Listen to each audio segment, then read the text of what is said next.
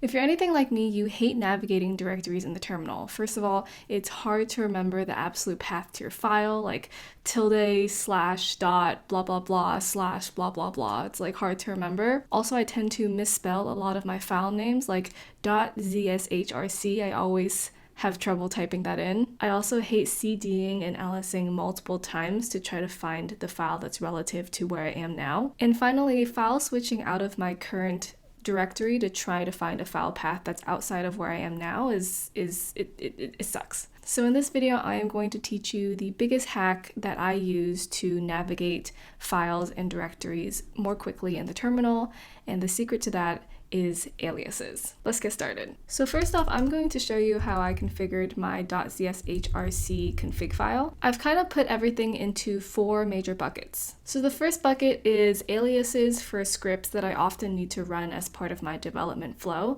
So for example, I have a script here that deletes all my screenshots from my documents folder because I often take a bunch of screenshots and then forget to delete them, and then they consume memory in my device. Okay, I actually want to show you how this script works because it's kind of cool. So if I go ahead and quit out of this file and then I run ls, you'll see I have a bunch of screenshots in my documents folder.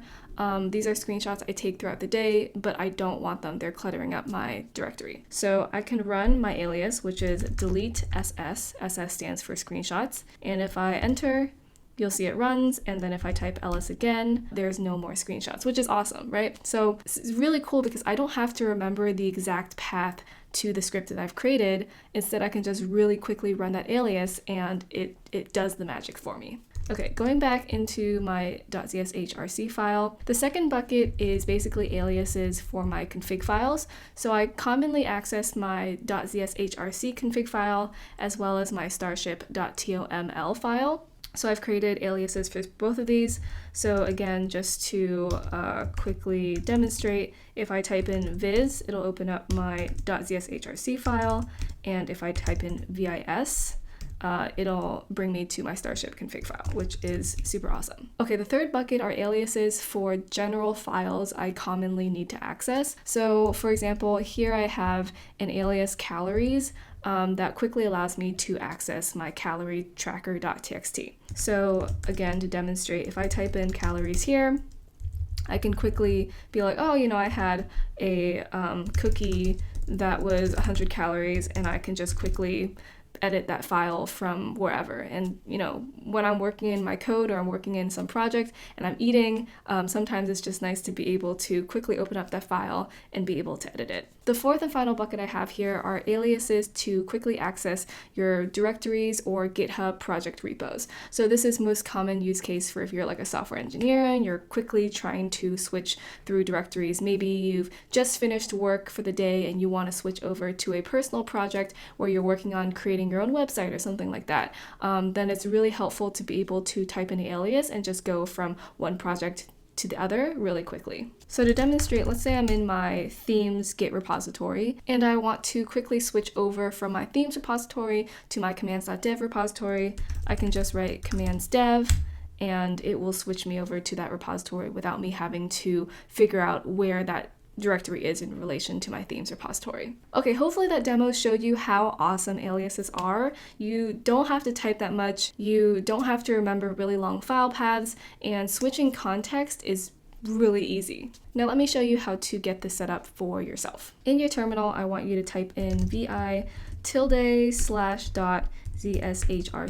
For readability purposes in this video, I'm going to be using NeoVim just because it has nice syntax highlighting for all my stuff here, but don't worry if your experience is kind of just black and white. This file is the place where you're going to add all your configurations for your ZSH shell, like aliases, themes, prompt customization, and more. If you're using a bash or fish or whatever else shell there is, you're probably going to be editing another file, but if you're on the Mac, then the default shell is ZSH, so you're probably good to go. So from here, you're going to fill in all your buckets. So aliases for your commonly used scripts, aliases for your commonly referred to config files, aliases for your general edited files, and aliases for all your important GitHub repos. Once you fill that all in, press escape WQ to write and save, and then you want to run one last command, which is going to be source and then your .zshrc